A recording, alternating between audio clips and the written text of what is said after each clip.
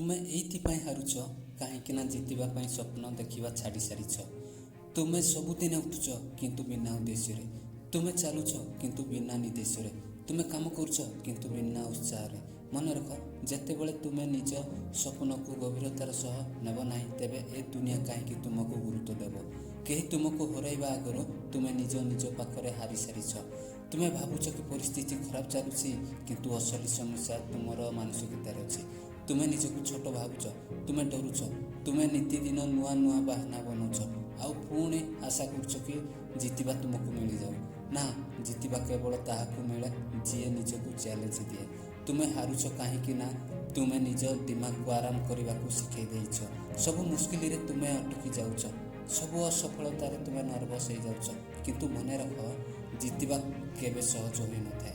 ଜିତିବା ସେତେବେଳେ ମିଳେ ଯେତେବେଳେ ତୁମେ ପ୍ରତିଦିନ ନିଜ ଭିତରେ ହାରି ଯାଇଥିବା ମଣିଷକୁ ହରାଅ। ତୁମକୁ ପୁଣି ଉଠିବାକୁ ହେବ। ଭଲରେ ହିଁ 10 ଥର ତଳକୁ ଖସିଛ, କିନ୍ତୁ 11 ଥର ପାଇଁ ପୁଣି ଠିଆ ହେବାକୁ ହେବ। ତୁମକୁ ପୁଣି ସ୍ୱପ୍ନ ଦେଖିବାକୁ ହେବ ଏବଂ ସେହି ସ୍ୱପ୍ନ ପାଇଁ ବଞ୍ଚିବାକୁ ହେବ। ତୁମର ବିଜୟ ତୁମର ଜିତ୍ ଉପରେ ନିର୍ଭର କରେ।